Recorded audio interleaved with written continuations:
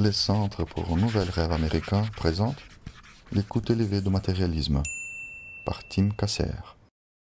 Chaque jour, les Américains sont assaillis de centaines de messages suggérant que la bonne vie est réalisable à travers la vie des biens, en gagnant beaucoup d'argent et en le dépensant dans des produits qui prétendent nous rendre heureux, aimés et estimés. Dans les journaux télévisés, on peut entendre un refrain quasi constant de la part des économistes et des politiciens à propos de l'importance des dépenses de consommation et de la croissance économique. Et environ 150 milliards de dollars sont dépensés presque chaque année pour intégrer des messages de consommation dans tous les lieux imaginables, d'émissions de télévision et de sites web, jusqu'aux toilettes publiques et aux rampes d'escalator. Dernièrement, les commerçants ont même été jusqu'à payer des acteurs pour délivrer du baratin publicitaire dans les conversations de bars et de parcs de la ville.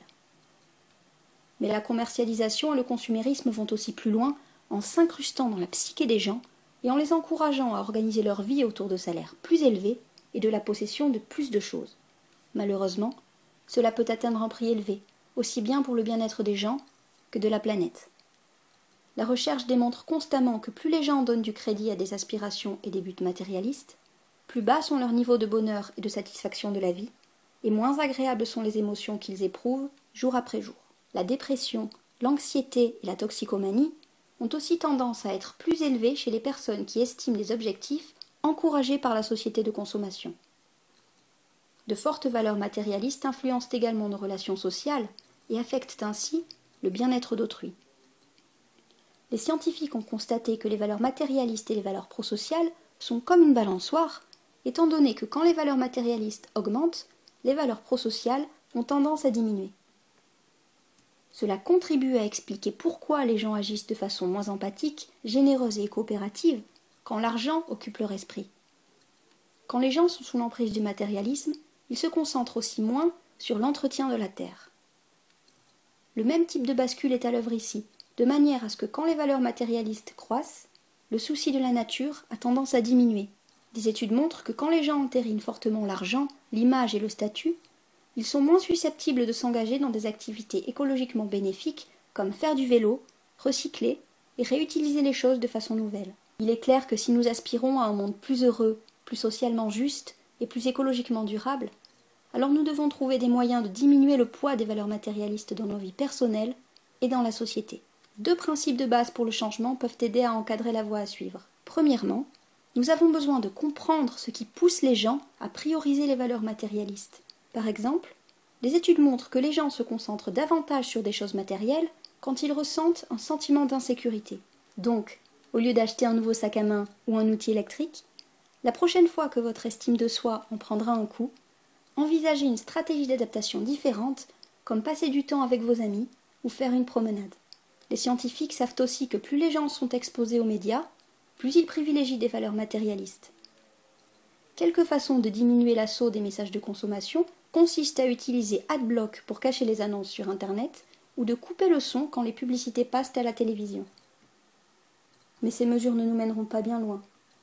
Nous devons également être actifs et commencer à supprimer la publicité des espaces publics et des écoles de nos enfants, de sorte que les gens ne soient pas exposés si souvent à des messages matérialistes.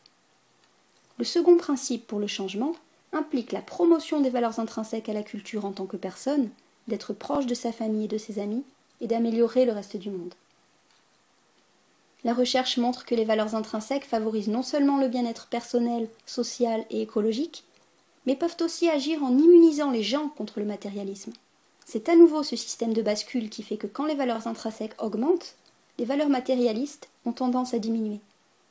Donc, une partie de l'astuce consiste à construire une vie qui exprime vos valeurs intrinsèques. Cela pourrait consister à passer plus de temps avec les personnes qui comptent pour vous, trouver un emploi valorisant, même s'il est moins bien payé, et prendre part à des opportunités de bénévolat pour des causes qui vous tiennent à cœur. Mais encore une fois, le fait de changer nos modes de vie ne suffit pas. Nous devons également plaider en faveur de politiques visant à promouvoir les valeurs intrinsèques. Par exemple, des pays comme la France et le Bhoutan ont reconnu qu'ils ne pouvaient pas se concentrer uniquement sur le PIB et les autres mesures de la croissance économique. Maintenant, ils commencent à évaluer régulièrement le niveau de bien-être des citoyens et le sentiment d'appartenance à leur communauté afin d'élaborer des politiques qui favorisent vraiment ces valeurs intrinsèques. Des efforts similaires sont en cours dans certaines régions des États-Unis, mais ils ont besoin de plus de soutien. L'emprise que le consumérisme et le mercantilisme ont sur notre monde peut sembler inéluctable, et il y a certainement des forces puissantes qui poussent vers nous les valeurs matérialistes. Mais en effectuant des modifications dans nos vies personnelles, et en travaillant pour des changements plus larges de la société, nous pouvons briser l'emprise du matérialisme et nous sentir plus libres de vivre nos valeurs intrinsèques. Cela, en retour, nous aiderait à prendre des mesures importantes vers un plus grand bien-être personnel, une société plus humaine et un monde plus durable.